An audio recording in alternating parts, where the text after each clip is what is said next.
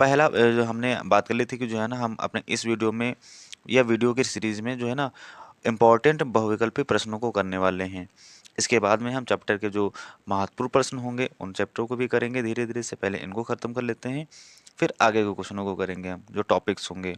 तो आज हम लोग कवर करने वाले हैं अपने बहुविकल्पी प्रश्न को। तो यहाँ पर पहला बहुविकल्पी प्रश्न हमारा दिया गया और ये मोस्ट इंपॉर्टेंट बहुविकल्पी प्रश्न है। इन प्रश्नों से कोई बाहर नहीं जाने वाला है आपके एग्जाम से। तो इसका पहला क्वेश्चन हम लोग पढ़ लेते हैं और सॉल्व करने की कोशिश करते हैं। तो पढ़ते हैं भाई पहला प्रश्न।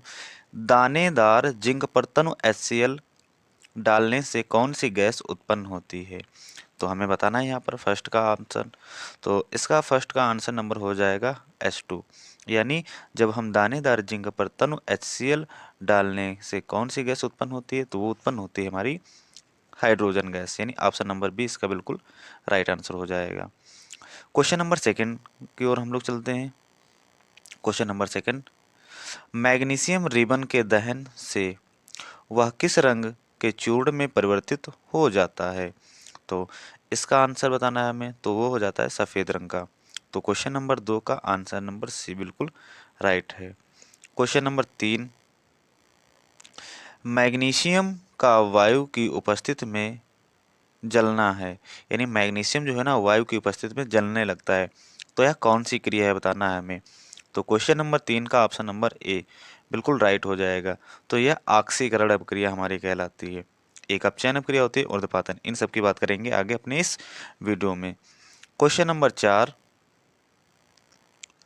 कि रासायनिक अभिक्रिया में भाग लेने वाले पदार्थों को क्या कहते हैं हम लोग? तो बता देना है यहाँ पर। तो इसका ऑप्शन नंबर हो जाएगा अभिकारक।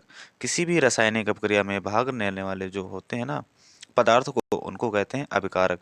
और इनसे बनता है हमारा, क्या बनता है, उत्पाद। इसकी हम लोग आगे बात करने वाले हैं। तो इसका ऑप्शन नंबर बी हमारा बिल्कुल राइट हो जाएगा।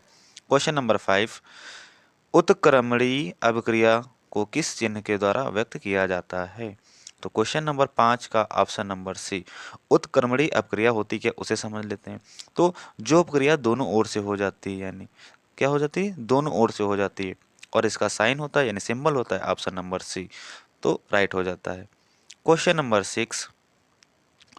भौतिक परिवर्तन में बदलता है। भौतिक परिवर्तन यानी हमें यहाँ पर बताना है भौतिक परिवर्तन की बात कर रहा है। तो अणुओं का द्रव्यमान, अणुओं की संरचना, सॉरी रचना, अणुओं की व्यवस्था, ये सभी। क्वेश्चन नंबर 6 का ऑप्शन हो जाएगा सी। तो है ना अणुओं की व्यवस्था जो है ना बदल जाती है, बाकी कुछ नहीं बदलने वाला है भौतिक परिवर्तन में। यहाँ पर एक रिएक्शन दी गई है हमारे पास, Zn plus H2SO4 arrow ZnSO4 plus H2 अपक्रिया उदाहरण है। ये नहीं बता रहा है कि यह किस प्रकार की अपक्रिया है। क्या यह हमारी योगात्मक अपक्रिया है, प्रतिस्थापन अपक्रिया है, अपघटन अपक्रिया है, यह हमारी द्विविस्थापन अपक्रिया है? तो क्वेश्चन नंबर 7 का जो ऑप्शन नंबर है बी, ये हमारी प्रतिस्थापन अपक्रिया है। तो इसका ऑप्शन नंबर जो है ना हमारा बी बिल्कुल राइट हो जाएगा। Question number 8। क्वेश्चन नंबर 8 हम लोग पढ़ने वाले हैं और पढ़ते हैं भाई। तो दिया गया है निम्न में से ऊष्माशोषी अपक्रिया है, कौन सी ऐसी अपक्रिया है जो कि ऊष्माशोषी है? तो आप लोगों ने पढ़ा होगा कि एक अपक्रिया होती है ऊष्माशोषी और एक होती है ऊष्माक्षेपी। तो हमें बताना है। तो क्वेश्चन नंबर 8 का ऑप्शन नंबर बी, ये हमारी जो है ना यहाँ पर ऊष्माशोषी अपक्रिया है। H2 plus I2 is equals to 2HI हमारा बिल्कुल राइट आंसर हो जाता है। Question number 9। रासायनिक अपक्रिया के फलस्वरूप बनने वाले पदार्थ को हम लोग क्या कहते हैं? तो बता दीजिए भाई। इस क्वेश्चन का उत्पाद यानी आंसर तो पहले ही हमने डिस्क्राइब कर दिया था। तो क्या कहते हैं, जब दो अभिकारक मिल जाते हैं और एक नया पदार्थ बनता है, तो उसे कहते हैं हम लोग उत्पाद। क्या बनता है, उत्पाद। तो क्वेश्चन नंबर 9 का ऑप्शन नंबर ए हमारा बिल्कुल राइट हो जाएगा। क्वेश्चन नंबर 10, इसको भी पढ़ लेंगे हम लोग।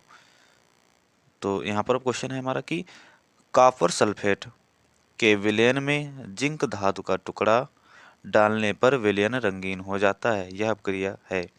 तो इसको हमें बताता है कि जब जिंक धातु का टुकड़ा कहाँ डालते हैं हम लोग, जिंक धातु का टुकड़ा डालने पर कॉपर सल्फेट विलयन में, और विलयन का रंग क्या सा हो जाता है हमारा, यानी रंगहीन हो जाता है, विलयन में कोई रंग बचता ही नहीं है। तो यह किस प्रकार की अपक्रिया कहलाती है? तो क्वेश्चन नंबर 10 का ऑप्शन नंबर हो जाएगा ए, यह अपक्रिया हमारी विस्थापन अपक्रिया कहलाती है। तो ऑप्शन नंबर ए बिल्कुल राइट हो जाता है। क्वेश्चन नंबर 11, द्रव्यमान के संरक्षण के अनुसार रासायनिक अपक्रिया में किसका ना तो निर्माण होता है और ना ही विनाश होता है। यानी कोई भी होती है, द्रव्यमान का संरक्षण का नियम बताता है कि रासायनिक अपक्रिया में किसका जो है ना तो निर्माण होता है और ना ही विनाश होता है, पदार्थ का, द्रव्यमान का, वस्तु का, इनमें से कोई नहीं। तो क्वेश्चन नंबर 11 का जो ऑप्शन नंबर सी है, द्रव्यमान का जो है ना कुछ नहीं होने वाला, ठीक है, बाकी सब चेंज हो जाते हैं।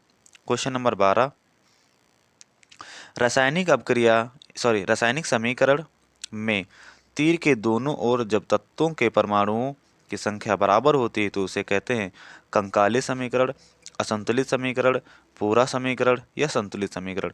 जब रासायनिक समीकरण के तीर के दोनों ओर तत्वों के परमाणुओं की संख्या बराबर होती है तो उस समीकरण को हम लोग बोलते हैं संतुलित समीकरण।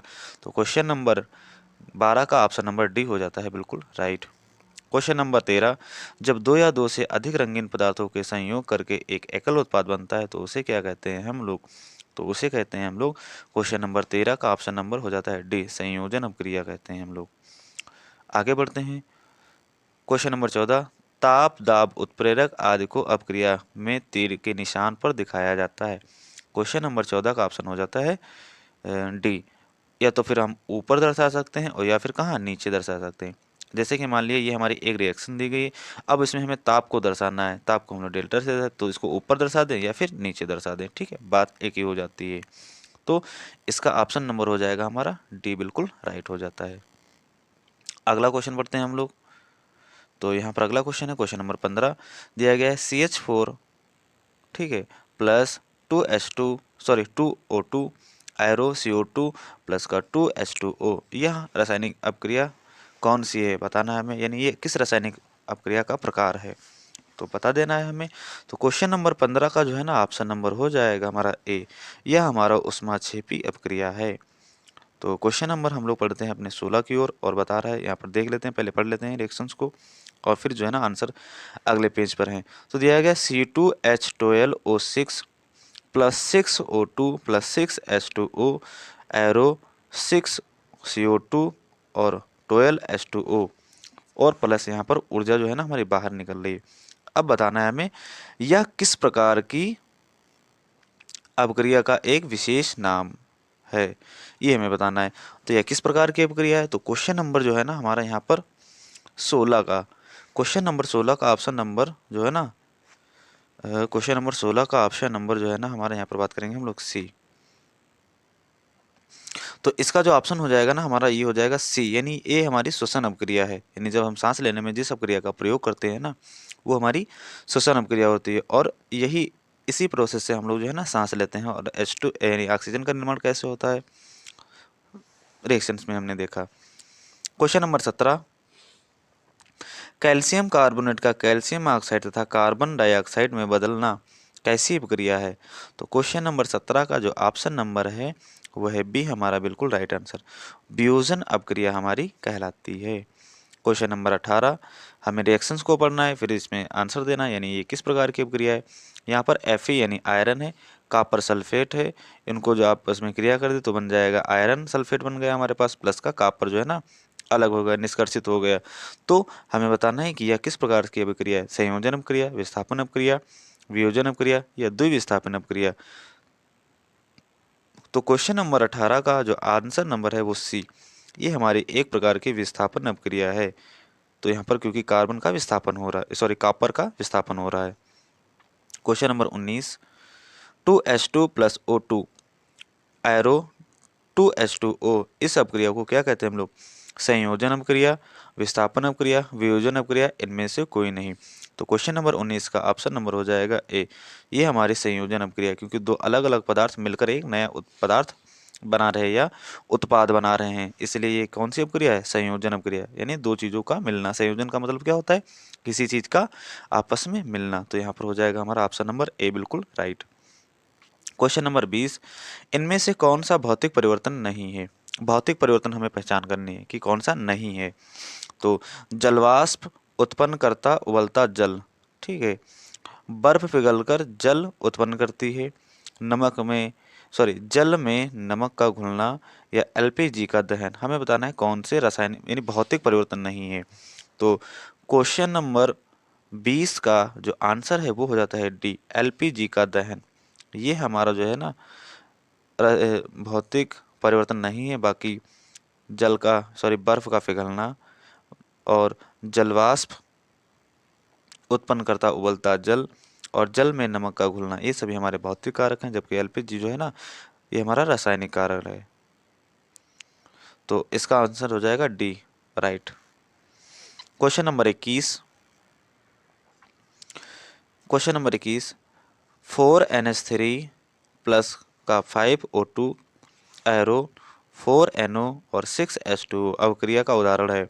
तो ये भी हमें बताना है ये किस प्रकार की अपक्रिया का उदाहरण है। क्या यह विस्थापन अपक्रिया है या संयोजन अपक्रिया है, रेडॉक्स अपक्रिया या उदासीनीकरण अपक्रिया है। तो बताना है हमें यहाँ पर। तो क्वेश्चन नंबर 21 का जो ऑप्शन नंबर है सी, फर्स्ट, यानी ये हमारी विस्थापन अपक्रिया भी है और थर्ड ये हमारी रेडॉक्स अपक्रिया भी है। तो देख लेते हैं ऑप्शन नंबर कहाँ दिया गया है विस्थापन रेडॉक्स। तो ऑप्शन नंबर सी में दिया गया है, फर्स्ट वाला और थर्ड वाला। इस प्रकार से तीनों हमारे आंसर हो जाते हैं, यानी ऑप्शन नंबर सी हमारा ऑप्शन हो जाता है बिल्कुल राइट। क्वेश्चन नंबर 22, रेडॉक्स अपक्रिया में होता है। तो रेडॉक्स अपक्रिया क्या होती है। तो रेडॉक्स अपक्रिया उसे कहते हैं वह रासायनिक अपक्रिया जिसमें ऑक्सीकरण अपचयन दोनों एक साथ होते हैं, या बोले कि उपचयन और अपचयन दोनों एक साथ होते हैं, तो वह अपक्रिया हमारी रेडॉक्स अपक्रिया कहलाती है। तो इसका ऑप्शन नंबर सी हमारा हो जाता है राइट आंसर। क्वेश्चन नंबर 22 को हम लोग पढ़ लेते हैं यहाँ पर, कि बता रहा है कि जल का विद्युत अपघटन करने पर H2 तथा O2 गैसों के मोलों का अनुपात होता है। इनका जब यानी H2 और O2 का यानी हाइड्रोजन और ऑक्सीजन गैस के मोलों का को जब हम लोग क्या करते हैं विद्युत अपघटन करते हैं, तो इनमें गैसों के मोलों का अनुपात होता है। तो यहाँ पर हमें बताना है इसका विकल्प। तो 1:1 हो जाता है, 2:2 हो जाता है, और 2:1 या 4:1। तो क्वेश्चन नंबर 23 का ऑप्शन नंबर हो जाएगा सी, 2:1 हो जाता है। तो क्वेश्चन नंबर 23 का क्वेश्चन नंबर 23 का option number C right answer है। क्वेश्चन नंबर 24 की हम लोग बात करेंगे। निम्न में से कौन सा कथन सही नहीं है, जो गलत कथन है हमें बताना है। तो सभी धातुएं संक्षारित होती हैं, जंग का सूत्र Fe2O3.XH2O है, लोहे पर जंग लगना रेडॉक्स अपक्रिया है, और लोहे के संक्षारण को जंग कहते हैं।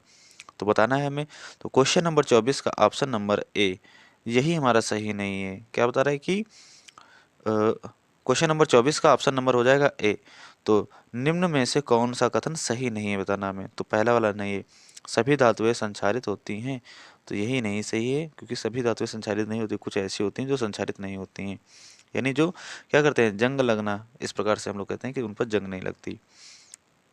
क्वेश्चन नंबर 25, संक्षारण के विषय में निम्नलिखित में से कौन सा कथन सत्य है। अब संक्षारण की बात हो रहे असत्य है, यहाँ पर ध्यान से देखना है।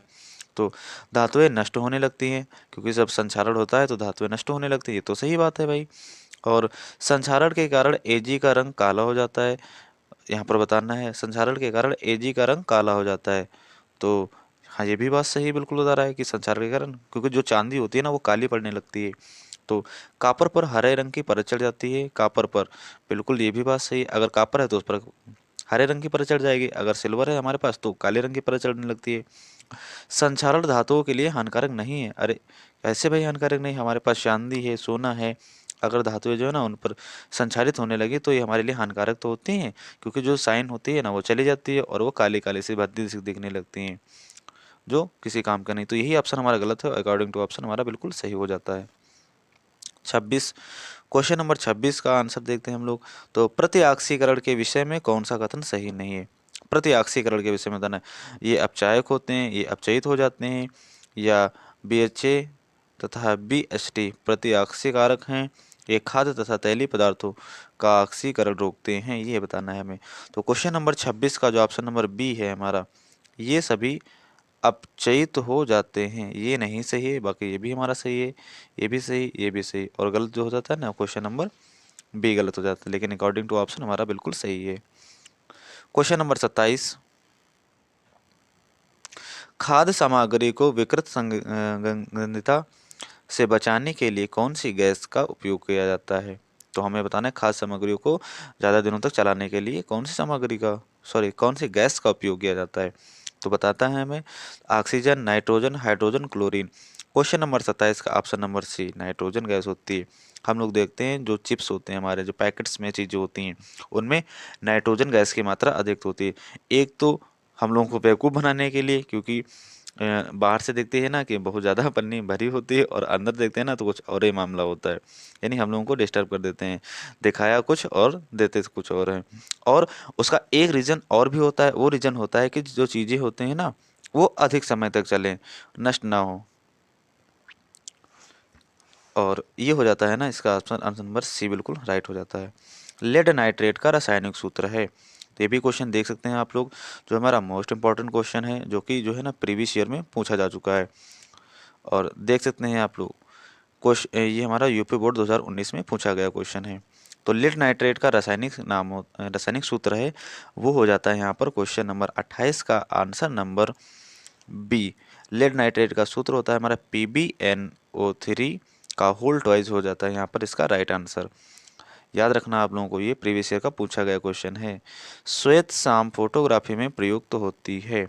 जो श्वेत शाम फोटोग्राफी होती है उसमें किसका प्रयोग किया जाता है, ये भी हमारा क्वेश्चन आप लोग देख सकते हैं कि यूपी बोर्ड जो है ना 2020 का पूछा गया क्वेश्चन है, जो कि मोस्ट इम्पोर्टेंट क्वेश्चन है। तो इसको भी हम लोग कर लेना, जैसे कि हम लोग बताया कि जो प्रीवियस के क्वेश्चन होते हैं ना वे रिपीट होते हैं, तो पूछे जाने के चांसेस हैं इन क्वेश्चनों के। आप लोग तैयार करते रहिएगा। तो क्वेश्चन नंबर 29 का हो जाएगा ऑप्शन नंबर ए। तो जो श्वेत श्याम फोटोग्राफी होती है उसमें हमें AgCl यानी सिल्वर क्लोराइड का प्रयोग किया जाता है। तो इसका ऑप्शन हो जाएगा हमारा ए बिल्कुल राइट। अब बात करते हैं अपने लास्ट क्वेश्चन की, अपने इस वीडियो की। और क्वेश्चन बता रहा है कि उदासीनीकरण अपक्रिया होती है अम्ल एवं अम्लीय लवण में, क्षार एवं क्षारीय लवण में, अम्ल एवं क्षार में, अम्ल व जल में। तो कहाँ होती है? जब अम्ल और क्षार की रासायनिक अपक्रिया कराने के फलस्वरूप क्या लवण बनता है, तब उस अपक्रिया को हम लोग कहते हैं उदासीनीकरण अपक्रिया कहते हैं। तो इस प्रकार से हमारे हो जाते हैं ये टॉप 30 प्रश्न आपके एक चैप्टर के। ठीक है, तो कैसी लगी वीडियो एक बार कमेंट करके ज़रूर बताइएगा। अगर वीडियो अच्छी लगी हो तो लाइक करिएगा, और अगर आपने पूरी वीडियो देख ली है और अभी तक चैनल को सब्सक्राइब नहीं किया है तो चैनल को भी ज़रूर सब्सक्राइब करिए, ताकि जो आने वाली वीडियो है ना वो भी आप उनका लाभ उठा सकें। और ये भी देख सकते हैं जो है ना हमारे इंपॉर्टेंट क्वेश्चन है प्रीवियस में पूछे गए हैं। तो बिना आपका टाइम वेस्ट करते हुए मिलते हैं अगले वीडियो में, तब तक के लिए बाय बाय, जय हिंद।